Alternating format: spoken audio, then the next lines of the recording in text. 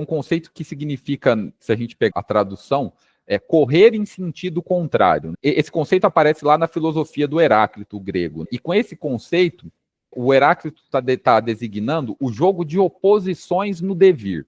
Ou seja, a concepção de que tudo que existe se transforma em seu contrário. Vai aparecer no Heráclito, em alguns comentadores dele, né, algumas coisas, como o que vive morre, o corpo renasce, o que é jovem envelhece, e o que é velho volta a ser jovem, o que está acordado dormirá, o que dorme acordará.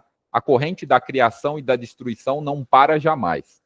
Pois criar e destruir e criar, esta é a norma que governa todos os ciclos da vida natural, desde o menor ao maior. O próprio cosmos, que saiu do fogo primitivo, voltará a ele. Processo dúplice que se completará em períodos fixos, ainda que de tempos incomensuráveis, e volta a correr sempre de novo.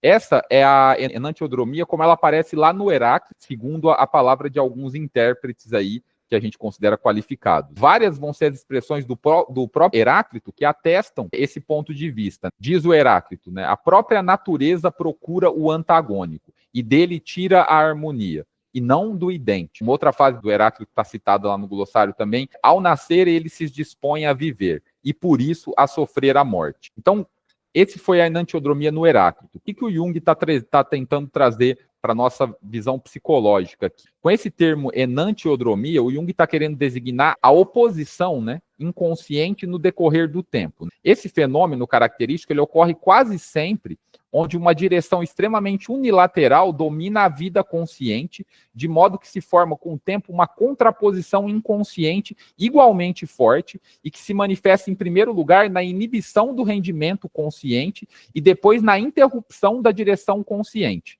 Então, o que ele está dizendo aqui? Ó? A gente vai falar de enantiodromia, para que isso aconteça, precisa de uma unilateralidade da consciência. A consciência tem que chegar num ponto extremamente unilateral, aonde ela se transforme no seu contrário. A pessoa saia de um extremo e caia diretamente no outro. Diferente do que a gente pensa, né, que às vezes o caminho de um extremo ao outro passa pelo meio, psiquicamente, com essa ideia da enantiodromia, a gente está falando dessa inversão de polos mesmo, de que quanto mais extremo e mais unilateral a pessoa tiver em determinada coisa, mais chance ela tem de cair no oposto dessa coisa. O Jung traz alguns exemplos de enantiodromia. Um dos exemplos que ele usa é a conversão de São Paulo, e a conversão de Saulo ao cristianismo, que aí ele vira o apóstolo Paulo ali. Era uma pessoa que antes estava ali caçando os cristãos, ali tinha toda uma batalha contra o cristianismo, de repente sofre uma conversão e vira agora uma pessoa que prega o cristianismo. Então ele saiu de uma posição e foi exatamente para o outro extremo, né?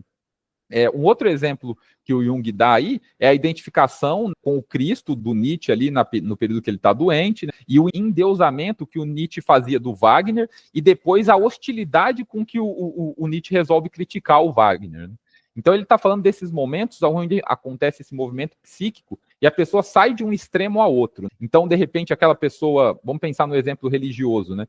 A pessoa que é muito crente e, de repente, ela perde a fé total. Ou o contrário também, uma pessoa que não tem fé em nada, é totalmente cética e, de repente, ela cai num ponto de fé extrema, né?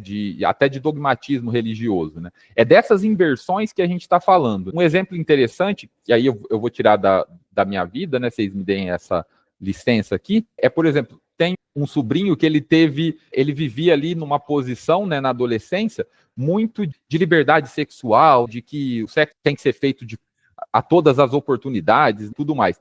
E, de repente, ele é ameaçado por um evento onde poderia surgir uma gravidez ali.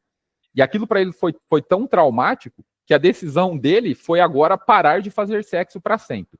Então, de um lugar de extrema liberdade sexual e de fruição dessa questão da sexualidade, deparado com um choque ali pela realidade da possibilidade da gravidez que aparece, ele vai diretamente para o ponto oposto. Então, antes ele fazia muito sexo e isso estava liberado, e agora ele cai numa posição de total abstenção sexual, né? Porque agora ele precisa evitar esse problema. Esse é um mecanismo muito comum, a gente encontra muito isso na clínica. Então, esse conceito parece estranho, né? Esse palavrão aí, enantiodromia, mas é essa conversão, né? É essa saída de um extremo ao outro.